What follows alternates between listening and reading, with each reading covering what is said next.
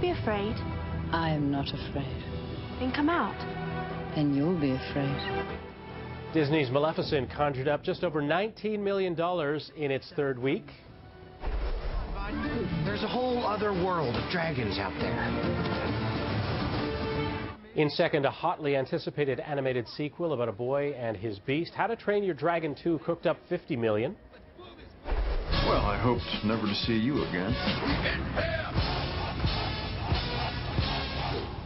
What's up, dog? We're back. The two wisecracking cops posing as college students were top of the class this weekend. 22 Jump Street outgunned its competition, debuting with $60 million.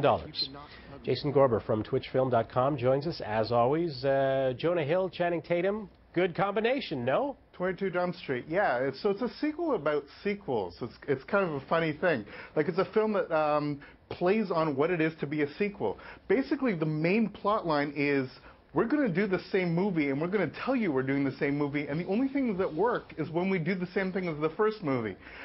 It's very smart. It's done by the guys, Lord and Miller, who did the Lego Movie, which is actually the biggest film of the year so far.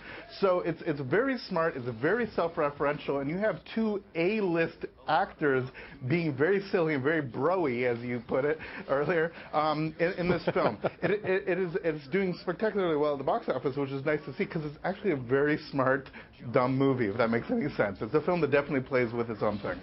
Your bro, the Hab fan, Jay, lending a voice this week. Exactly, Mr. Baruchel. Huge fan of Jay Baruchel, what can I say?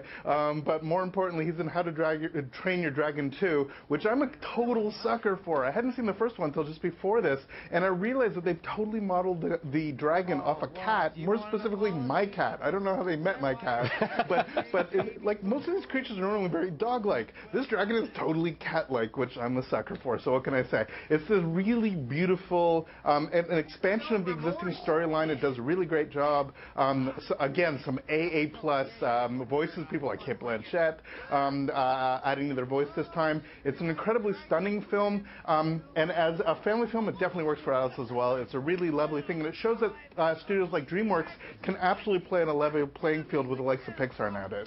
You know what we haven't mentioned a lot in this segment? What haven't we mentioned? Dostoevsky. Exactly.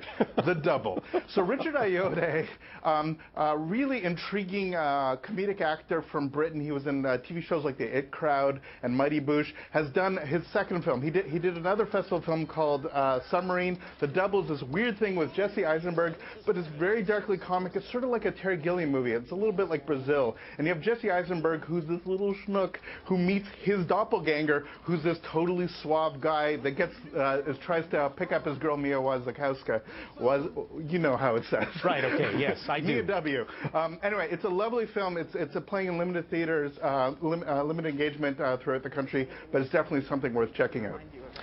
Jason Gorber with TwitchFilm.com, and you can follow Jason on Twitter. What, you wanted to say something? I want to wish my father Happy Father's Day. He took me to all my favorite films as a kid, Absolutely. so Happy Father's Day to my dad. Absolutely. At Filmfest_CA. Thanks so much, Scott.